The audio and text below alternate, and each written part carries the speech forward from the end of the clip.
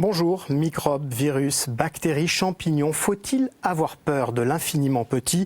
Et que sait-on de ces organismes? L'invité de Matière à penser est aujourd'hui le biologiste et professeur au Muséum national d'histoire naturelle Marc-André Sellos. Bonjour Marc-André Sellos. Avec la crise du Covid-19, un virus invisible à l'œil nu a stoppé la moitié de l'humanité. Qui sont ces organismes de l'infiniment petit tout d'abord? Alors les microbes, ou micro-organismes, on a micro dedans, c'est ce qui est petit. En fait, c'est ce qu'on ne voit pas à l'œil nu. Et en fait, là-dedans, il y a toutes les tailles. Faut bien s'imaginer que dans ce domaine-là, il y a des tailles aussi différentes que la souris, le lapin et l'éléphant. Dans les très très gros, par exemple, il y a ceux qui font des filaments, qui font allez, on va dire 1/100 de millimètre de diamètre, c'est quand même déjà petit, c'est les champignons. Il y en a qui sont faits de petites cellules, c'est les bactéries, qui sont 10 fois plus petites que les champignons. Et puis, il y a les plus petits encore que les bactéries, c'est les virus. Et eux, ils sont tellement petits qu'ils n'ont pas de cellules. Et pour se reproduire, ils sont obligés d'aller squatter la cellule des autres. Et alors, justement, les autres sont malades à ce moment-là. Et les virus, en fait, donnent des maladies à des bactéries, à des champignons, à des animaux, à des plantes, pour se reproduire. Donc voilà. Il y a une vie faite de choses toutes petites, et c'est là qu'est l'essentiel du vivant. La grande majorité des millions d'espèces vivantes sont microbiennes. Et d'ailleurs, on dit qu'il y a plus de bactéries sur Terre que d'étoiles dans le ciel. Alors, ces virus, ces microbes, ces bactéries, sont-ils tous mauvais?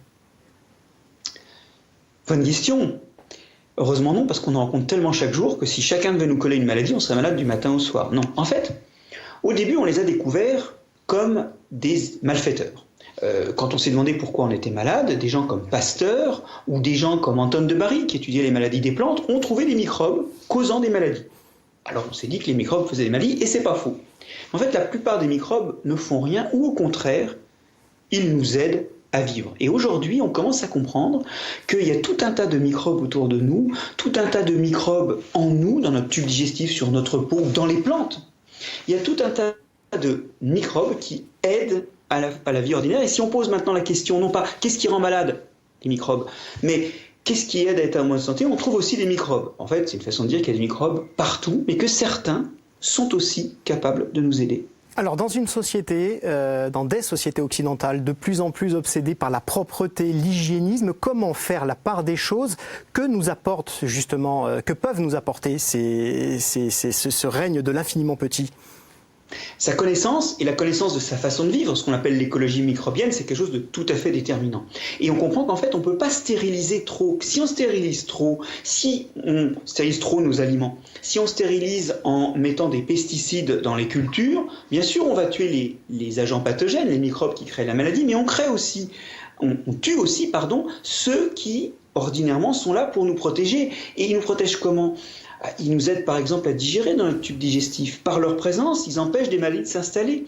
Donc si vous tuez tout le monde un jour, vous tuez effectivement ceux qui vous donnent des maladies, mais vous vous privez de ceux qui vous aident. Et aujourd'hui, on découvre que des maladies modernes, des gros problèmes modernes comme l'obésité, le diabète, l'autisme, reposent en partie, c'est des maladies complexes, mais ils reposent en partie sur le fait que les gens qui sont malades n'ont pas assez de diversité microbienne pour que toutes les minuscules aides que nous donnent ces microbes soient là pour les maintenir en bonne santé. Donc aujourd'hui, ce qu'il faut, c'est inventer une propreté limitée, ce que moi j'appelle une saleté propre, c'est-à-dire un degré de contamination et des habitudes de vie et de nettoyage compatibles avec un écran aux maladies. Par exemple, quand on a été dehors, on se met du gel hydroalcoolique sur les mains quand on rentre à la maison ou quand on va manger, en ce moment dans cette période d'épidémie, mais pas trop.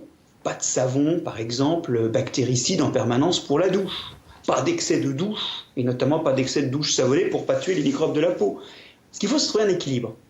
Et savoir les moments où il faut empêcher les mauvais microbes d'être présents. En ce qui concerne les virus, ils sont souvent associés à des ennemis en quelque sorte. Est-ce qu'il y a de bons virus ? Alors déjà, il y a des virus qui ne font rien, et puis il y a des virus qu'on peut utiliser. Par exemple, il y a des virus qu'on a apprivoisés pour faire des vaccins. Le vaccin contre la poliomyélite, c'est un virus qui est élevé et qui, quand on l'injecte aux gens, il ne déclenche pas la maladie, mais il donne une immunité contre l'agent de la poliomyélite, qui est une maladie très invalidante. On en a d'autres qu'on peut utiliser les virus de bactéries qu'on peut utiliser en remplacement des antibiotiques pour tuer des bactéries. Et puis il y a même des virus qui sont présents dans nos cellules depuis des générations, où ils aident les cellules à travailler. Il y en a un notamment qui aide certaines cellules à faire ce qu'on appelle le placenta. Vous savez, ce contact entre la maman et le bébé, dans le ventre de la maman, c'est une barrière assez spéciale, parce que le système immunitaire de la maman ne doit pas le passer. Pour ça, il faut que les cellules fusionnent. Eh bien, dans la fabrication du placenta, on utilise un virus qui fait fusionner les cellules entre elles, enfin une partie d'un virus qui fait fusionner les cellules entre elles. Rapidement, Marc-André Sellos, que nous reste-t-il encore à découvrir de cet infiniment petit ? Si je le savais, j'aurais déjà un Nobel. En fait, il reste beaucoup d'études à faire pour savoir exactement qui ils sont et comment les utiliser au mieux. Et comment les utiliser au mieux sans excès d'hygiène, mais sans baisser notre garde. Et ça, cette pratique-là, il va falloir être ouvert à la lire, mais d'emblée, déjà, il faut apprendre à être moins regardant sur la propreté et avoir les gestes non contaminants, les gestes de distanciation, quand il faut et que à ce moment-là. Merci beaucoup Marc-André Sellos de nous avoir permis de mieux faire connaissance avec ce monde de l'infiniment petit. Puis je vous renvoie à l'un de vos ouvrages, Jamais seuls, ces microbes qui construisent les plantes, les animaux et les civilisations. Merci beaucoup. Merci.